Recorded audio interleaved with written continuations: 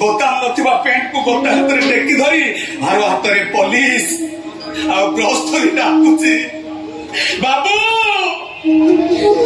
ଜୋତା ପଲିସ କରିବେ, ବାବୁ ବୁଟ ପଲିସ କରିବେ, କମ ପଇସା ଦେବେ। ଆଜି ଯାଏ ଭାବିଥିଲି ସେ ଦୁନିଆ ଛାଡି ମୁଁ ଏ ଦୁନିଆରେ ଭଲରେ ଅଛି, ହେଲେ ଆଜି ଭାବୁଛି ଏ ଦୁନିଆ ଠାରୁ ସେ ଦୁନିଆ ମୋ ପାଇଁ ବହୁତ ଭଲ ଥିଲା। ତୁ ତାଙ୍କ କଥା କିଛି ଶୁଣ ନା, ମୁଁ କହୁଛି ତୁ ନିର୍ଦୋଷ। ସେଠି ଭୋକ ଥିଲା, ବୋଉ ମାର ଥିଲା, ହେଲେ ମାର କାଟୁ ନଥିଲା। କାହିଁକି ନା ମାର ଚିହ୍ନ ଦେଖିବା ପାଇଁ ସେଠି ନିଜର ଲୋକ କେହି ନଥିଲେ। ସେଠି ଖରା ଥିଲା, ବର୍ଷା ଥିଲା, ଶୀତ ବି ଥିଲା, ହେଲେ ସବୁ ଋତୁ ମତେ ଗୋଟିଏ ପରିକା ଲାଗୁଥିଲା। କାହିଁ କହିଲୁ, ବର୍ଷାରେ ଓଦା ହେଲେ ମୋ ଦେହ ପୋଛିଦେବା ପାଇଁ ନିଜର ଲୋକ କେହି ନଥିଲେ। ଆଜି ମାର ତ କାଟୁଛି, ତାଠାରୁ ବେଶୀ ବାଧୁଛି କଥା ଗୁଡାକ। ଯଦି ତତେ ଏତେ ବାଧୁଛି ତାହେଲେ ମୋ ସାମ୍ନା ଠିଆ ହେଇଛୁ କାହିଁକି? ଏଠୁ ଚାଲି ଯାଇନୁ କାହିଁକି? ମୁଁ ଯିବିନି। ସେମିତି କେବେ ବି ହେଇପାରିବନି। ମାନେ ତମ କଥାରେ ଭାଇ ଆମଠାରୁ ଅଲଗା ହେଇପାରିବନି ବାପା।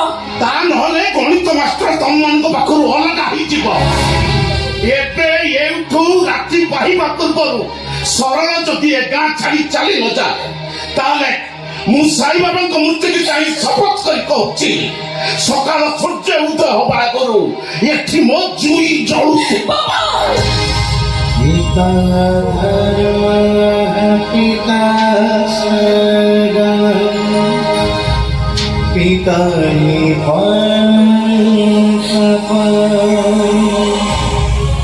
पिता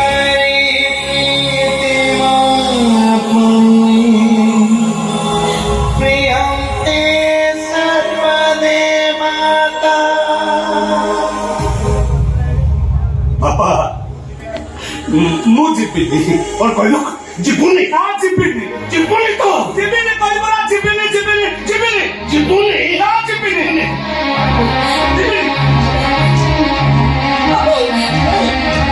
ନା।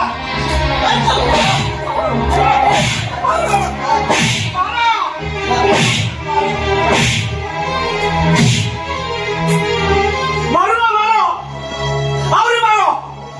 ମୁଁ କହୁଛି ଯିବିନି, ମାନେ ମୁଁ ଗାଁ ଛାଡି ଯିବିନି। ମୁଁ ଗାଁ ଛାଡି ନଗଲେ ଆତ୍ମହତ୍ୟା କରିଦେବ ତ? ମରିଯିବ ତ? ମରିଯା। ଆତ୍ମହତ୍ୟା କରିବ ତ? ଆତ୍ମହତ୍ୟା କରିଦିଅ। କଣ କହିବି ଦେଇ ମା? ଏତେ ବଡ କଥା ତୁ ଧୁରେ ଧରି ପାରିଲୁ କେମିତି? ସତ କଥା, ତୁ ସତରେ କଣ ବାବୁଆ? ଆଉ ତୁ ମଣିଷ ନୁହେଁ, ତୁ ହଉଛୁ ଗୋଟେ ଅମଣିଷ। ତୁ ଯୋଉ ପାପ କରିଛୁ ତାର ପ୍ରଶ୍ନ ତୁ କରିବୁ। ଆରେ ତୋ ପାଇଁ କାହିଁକି ମୋ ସ୍ୱାମୀଙ୍କ ଜୀବନ ଯିବ? ଚାଲେ ଯା ତୁ ଏଠାରୁ ଚାଲେ ଯା କହୁଛି। ନା ମୁଁ ଯିବିନି, ମୁଁ ଯିବିନି। ତୋ ସ୍ୱାମୀ ମରିଯାଉ। କଣ କହିଲ? ଯିବୁ ନା ତୁ? ଯିବୁ ନା? ଯିବିନି। ଯିବୁ ନା? କହିଲି ପରା ଯିବିନି। ନା ମାରିବୁ ମା।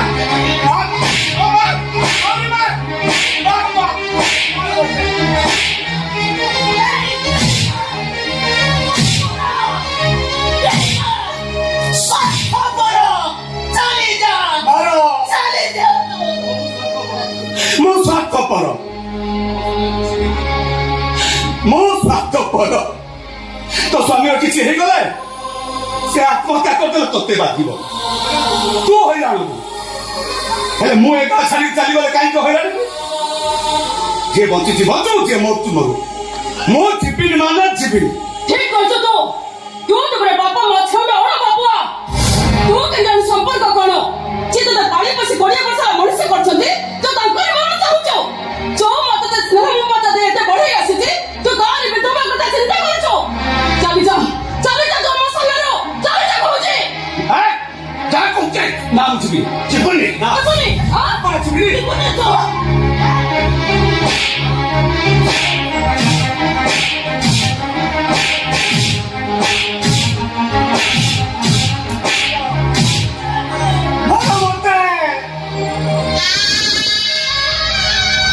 ଆଉ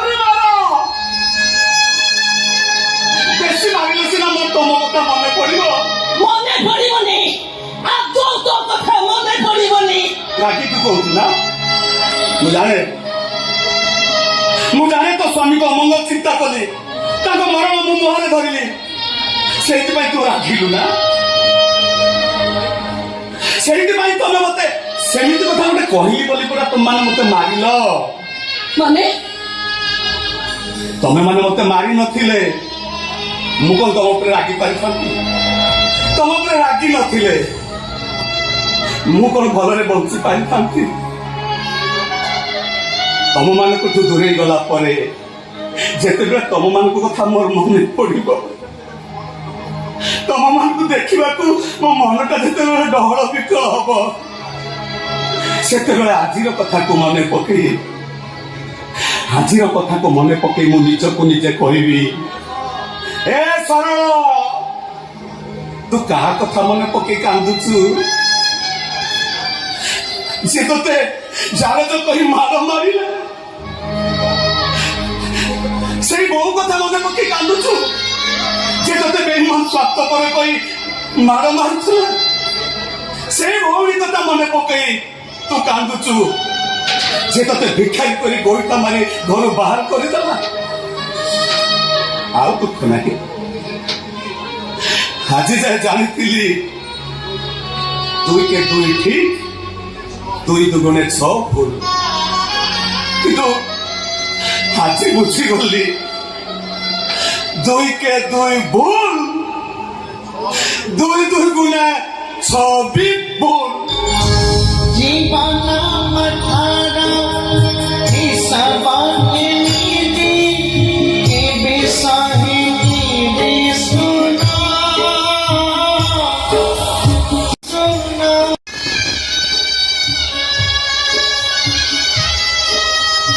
জীবন মথারা হিসাবাকে নিদি কে বেসাহি কি বেসুনা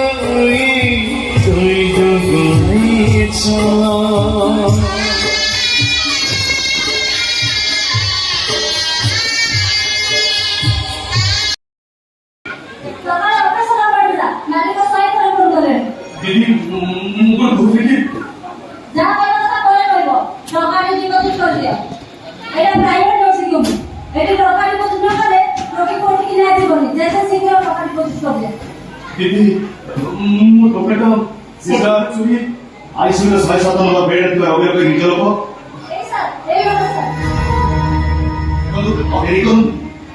रेडी टोटाल 7,400 टका आईसीयू चार्ज और मेडिसिन कर आप डिपोजिट कर दे सही तो मैं दीदी बोली मो टका ट्रेन में चोरी ही गला देखो तो कोटा भी टका मोबाइल से नहीं से कथा के सुनले एटा प्राइवेट नर्सिंग आपन को बाकी टका डिपोजिट करिया पड़िबो ताला वाले सब दिया जीवन So, कहाँ से बने? और सर, उन्हें तो डॉक्टर जमा कर रिपोर्ट पढ़ी ना? आईसीयू में 7 नंबर बेड पर रोगी लोग ऐसे सच्ची मोसाको भी रेशियो को क्यों करेंगे? पहली बार बाकी टंका न तो पर्यंत सब का नुकसान जाएगी। आपको मरीज हो ना? डॉक्टर प्राइवेट बोले आसी प्राइवेट नर्सिंग होम मालिक एक काम नियम हे भगवान लेट कर दला मु कहि दिली सकाळे ऑपरेशन करते होय तो रोगीला बची जाई नता आई एम सॉरी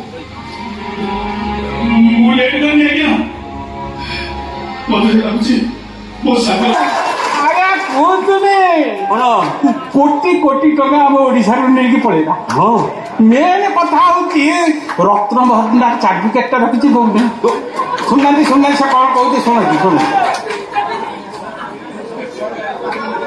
ଶୁଣିଲେ କ'ଣ କହୁଛି ରତ୍ନ ଭଣ୍ଡାର ଚାବି ମୋ ପାଖରେ କିନ୍ତୁ ଦେବିନି। ଦେଖିଲେ କ'ଣ କହୁଛି ଦେଖିଲେ ରତ୍ନ ଭଣ୍ଡାର ଚାବି ମୋ ପାଖରେ ଦୌଡ଼ିକି ପଳାଉଛି ଫେରିକି ଯାଇକି କହୁଛି ଦେବିନି। ତାକୁ ଏମିତି ଗୋଟେ ଇଞ୍ଜେକ୍ସନ ଦିଅନ୍ତେ ଛଡ଼ା ଇଚ୍ଛା କରିକି ଯେମିତି ମିଛ କହିପାରିନଥାନ୍ତା।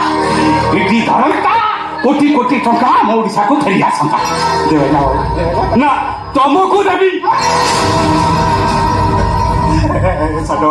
ମୁଁ ଗରିବ ଲୋକ ମୁଁ କାହାର କ'ଣ ଖାଇଛି। ନିରୀହ ରୋଗୀମାନଙ୍କ ସେବା ନାଁରେ ତମେ ଲୁଟ୍ କରିଛ, ପୁରୁଣା ମନ୍ଦିରରୁ ତମେ ମୂର୍ତ୍ତି ଚୋରି କରିଛ, ଆଉ ନିରୀହ ଝିଅମାନଙ୍କ ମାନ ସମ୍ମାନ ଇଜ୍ଜତ ତମେ ନେଇଛ।